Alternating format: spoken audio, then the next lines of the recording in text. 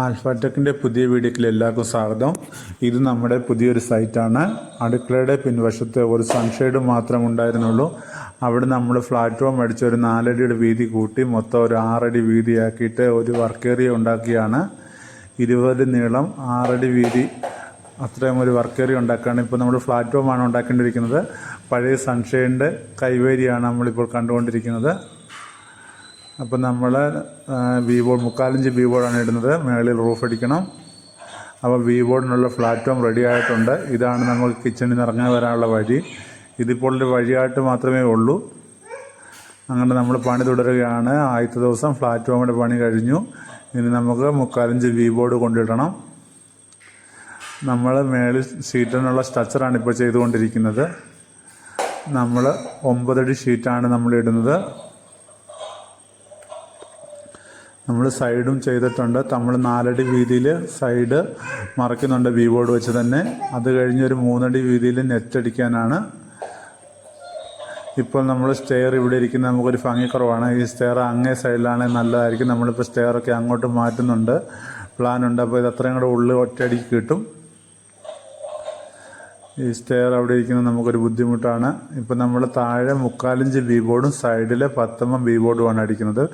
Side 4 അടി height board, അത് കഴിഞ്ഞ് 3 അടി ഹൈറ്റ് നെറ്റ്, പിന്നെ ഒരു 2 അടി ഹൈറ്റിൽ പിന്നെ ബോർഡാണ് നമ്മൾ അടിക്കുന്നത്.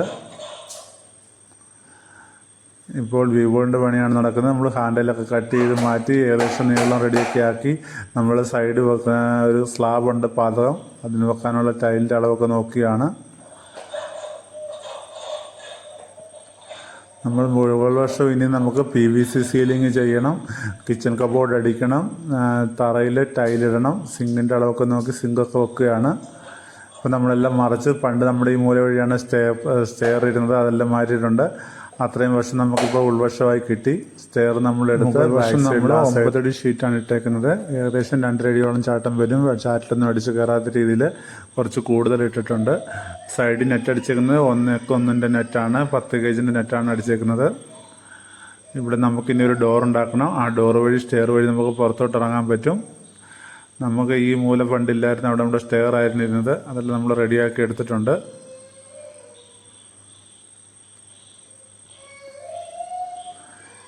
ടൈല് നമുക്ക് ടൈലിലൊട്ടിക്കുന്ന ഗം വെച്ചാണ് നമ്മൾ ബോർഡിൽ ടൈലൊട്ടിക്കുന്നത്. അത് ഒരിക്കലും പോകത്തില്ല, നല്ലതായിട്ട് ഉറച്ചിരുന്നോളും. ബോർഡിൽ ടൈലൊട്ടിക്കാനൊക്കെ പറ്റും. അങ്ങനെ ആർക്കും പേടികളൊന്നും വേണ്ട. നമ്മുടെ പണികളിങ്ങനെ പുരോഗമിക്കണം ഓരോ ദിവസം. അങ്ങനെ ടൈല് വർക്ക് കഴിഞ്ഞിട്ടുണ്ട്. ടൈല് വർക്ക് കഴിഞ്ഞ് നല്ല സൂപ്പറായിട്ടുണ്ട്. മൊത്തത്തിൽ നമ്മുടെ ഉള്ള വ്യൂ ഇങ്ങനെയാണ്. പണ്ട് നമ്മുടെ ഇപ്പോൾ ആ ചെയർ ഇരിക്കുന്ന താഴ്ന്ന പണ്ട് സ്റ്റെയർ, ഇനിയിപ്പോൾ നമുക്കവിടെ ഫ്രിഡ്ജ് വെക്കാൻ വേണ്ടിയാണ് അപ്പോൾ സ്ലാബ് അവിടെ ഒരു മുട്ടിക്കായിരുന്നത്. അപ്പോൾ എല്ലാം റെഡി ആയിട്ടുണ്ട്. ഇനി നമുക്ക് കുറച്ച് വയറിങ് മാത്രമുണ്ട്. ഒരു ഫ്രിഡ്ജിൻ്റെ വയറിങ്ങും കാര്യങ്ങളൊക്കെ ചെയ്യണം. മിക്സിയുടെ ഒരു വയറിങ് ഉണ്ട്. നമ്മൾ പണ്ടത്തെ ഈ സൈഡും കൂടി നെറ്റായിരുന്നു. അവിടെ നമ്മൾ ബോർഡ് വെച്ച് കവർ ചെയ്തിട്ടുണ്ട് 4 അടി ഹൈറ്റിൽ ഒരു മറവിന് വേണ്ടി. അങ്ങനെ ഇപ്പം നമ്മുടെ ഇപ്പോൾ മൊത്തത്തിൽ ഇപ്പം 20 അടി 6 അടി ഉള്ളും 20 അടി നീളത്തിലാണ് നമ്മൾ വർക്ക് ഏരിയ കിട്ടിയിരിക്കുന്നത്. നല്ല അടിപൊളി സ്പേസാണ്. ഇഷ്ടംപോലെ സ്ഥലം കൊണ്ട് നമുക്ക് സ്ഥലപരിമിതി ഉള്ളവർക്കൊക്കെ ഇങ്ങനെ ചെയ്തെടുക്കാവുന്നതാണ്. നമ്മുടെ അവിടെ ഡോറാണ്, എല്ലാം റെഡി ആയിട്ടുണ്ട്. നമുക്കിതിൻ്റെ അടിവശം ഒന്ന് കാണാം. ഇത് നമ്മൾ 3 16 ഗേജിൻ്റെ സ്ക്വയർ ട്യൂബ് ഇട്ടാണ് നമ്മൾ സ്ട്രക്ചർ അടിച്ചേക്കുന്നത്. ഏകദേശം തറയുന്ന 8 അടി ഹൈറ്റിലാണ്. 2.5 ഇഞ്ച് GI പൈപ്പാണ് പോസ്റ്റ് ഇട്ടേക്കുന്നത്. അത് നമ്മൾ 5 അടി ഹൈറ്റ് 5 അടി വീതി കൊടുത്തിട്ടുണ്ട്. ഭിത്തിയിലോട്ട് നമ്മൾ ബോൾട്ടാണ് അടിച്ചേക്കുന്നത്. നമ്മളെ സ്റ്റെയർ എടുത്ത് ഈ സൈഡിലാണ് വെച്ചേക്കുന്നത്. ഇതിലൂടെ നമ്മൾ കയറി ഇറങ്ങുകയും ചെയ്യാം. നമുക്ക് പുറത്തോട്ട് ഇറങ്ങാനൊക്കെ ഇതുവഴി എളുപ്പമാണ്. പണികളെല്ലാം വളരെ ഭംഗിയായിട്ട് കഴിഞ്ഞിട്ടുണ്ട്. ഇനിയും ക്ലീനിങ്ങും കുറച്ച് മെയിൻ്റനൻസ് വർക്ക് കൂടെ ഉള്ളൂ.